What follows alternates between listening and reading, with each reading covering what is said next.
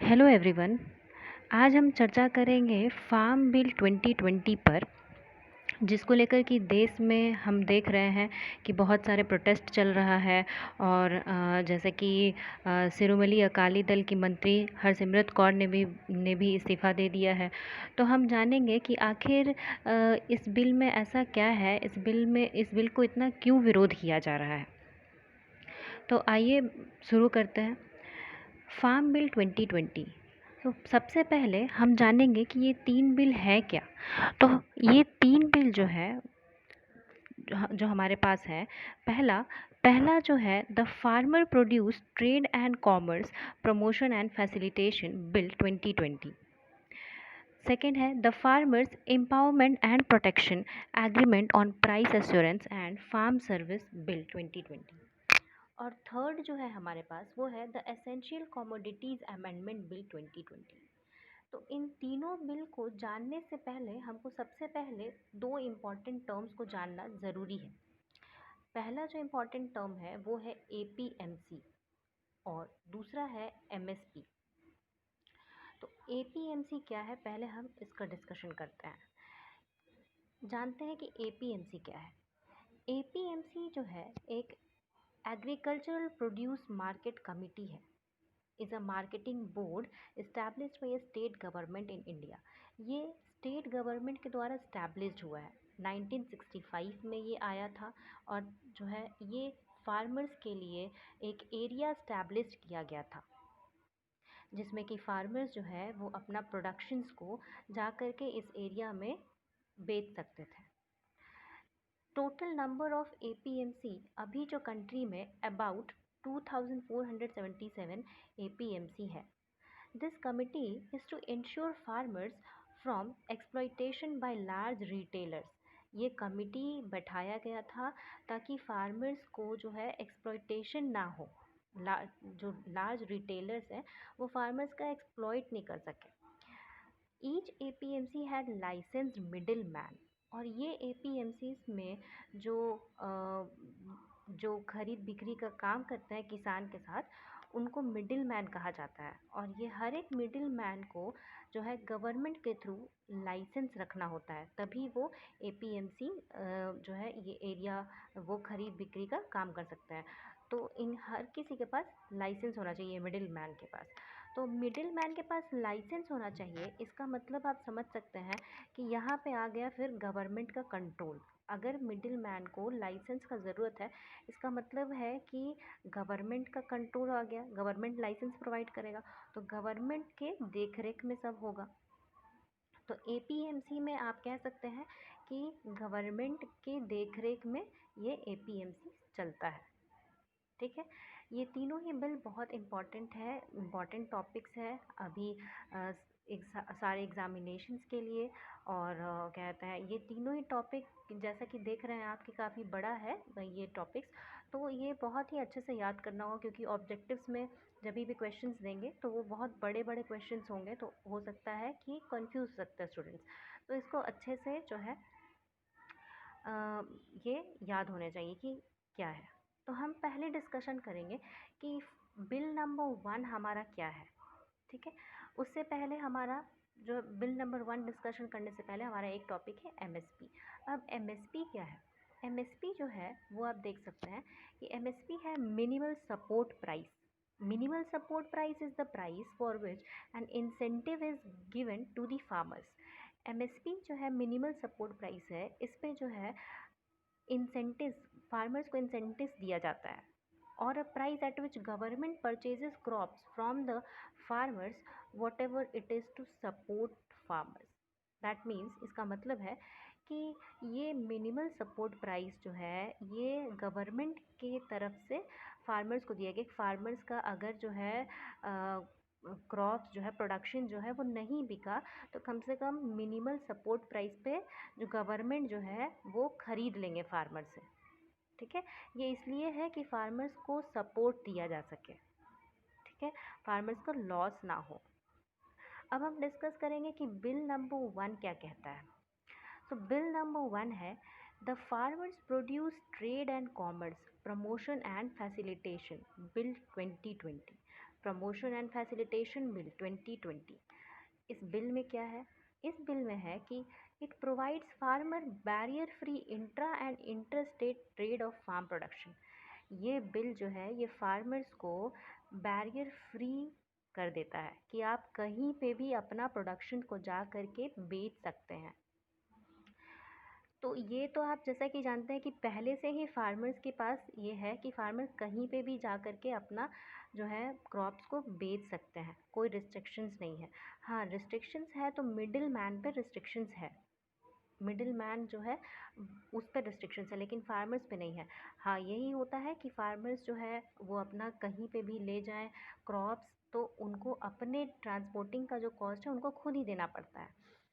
Second point है इस bill में कि अब जो है now farmers can sell their crops directly to institutional buyers at any price to be agreed between them. Means कि अब जो है ये जो बिल आया है ये कहता है कि फार्मर जो है वो अपना अब क्रॉप जो है वो डायरेक्टली इंस्टीट्यूशनल बायर्स को, कॉरपोरेट सेक्टर मतलब प्राइवेट सेक्टर में, प्राइवेट में बेच सकते हैं। ठीक है, प्राइवेटली बेच सकते हैं। उनको मिडिल मैन का या एपीएमसी का ज़रूरत नहीं है, एग्रीकल्चर प्रोड्यूस मार्केट कमेटी का ज़रूरत नहीं है अब, ये कहते हैं। तो ये तो अच्छा होना चाहिए, बट इसमें बहुत सारा आर्ग्यूमेंट्स है। ठीक है, अब इसमें क्या आर्ग्यूमेंट्स है? इसमें आर्ग्यूमेंट्स ये है कि the corporate who have extremely more powers and resources will try to exploit the farmers and in our country more than 85% of farmers are small scale farmers.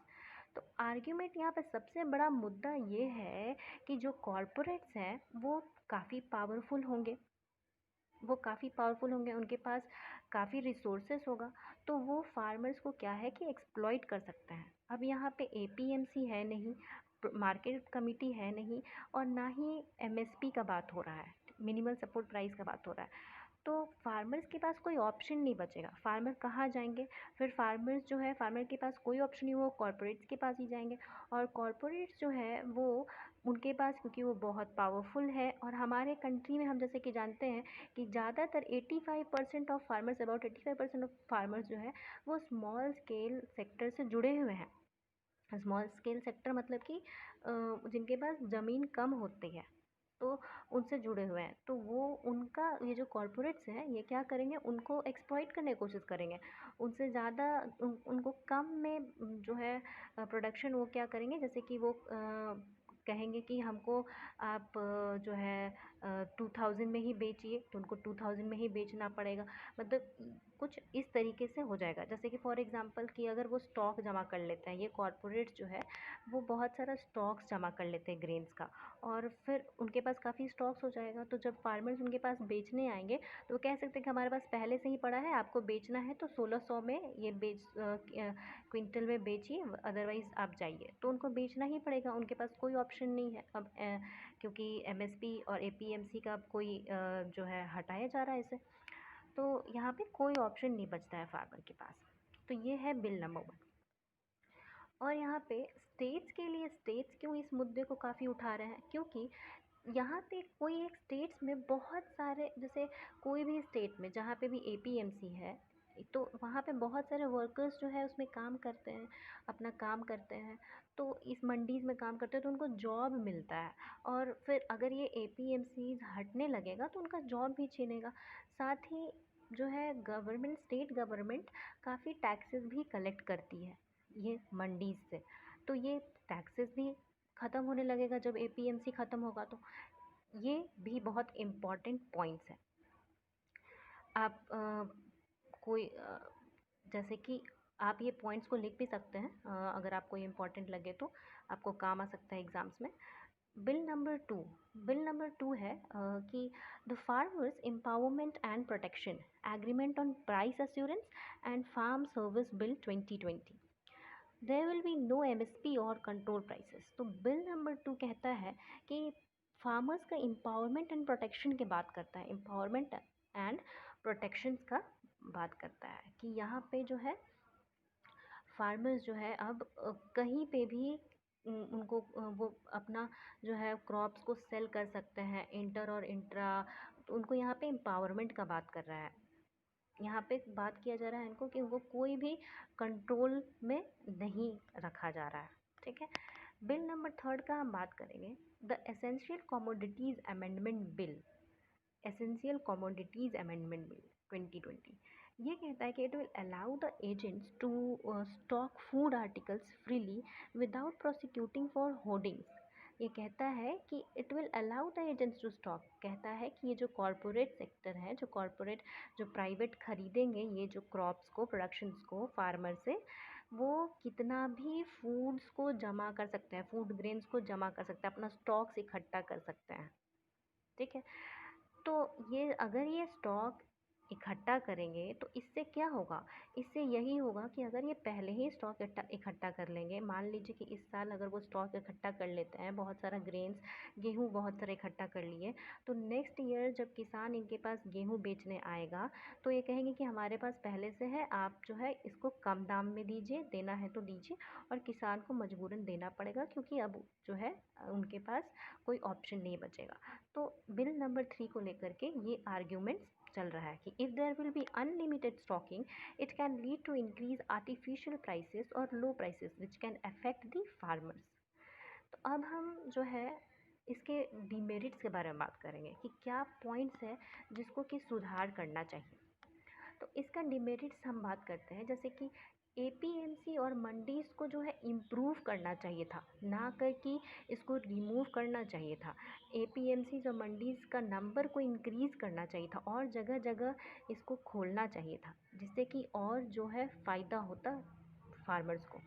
Middle man को हटाना नहीं चाहिए था क्योंकि मिडिल मैन से जो है farmers easily जो है कन्वे कर सकते थे। MSP should be assured not be removed, और मिनिमल प्राइस जो है वो हटाना नहीं चाहिए था।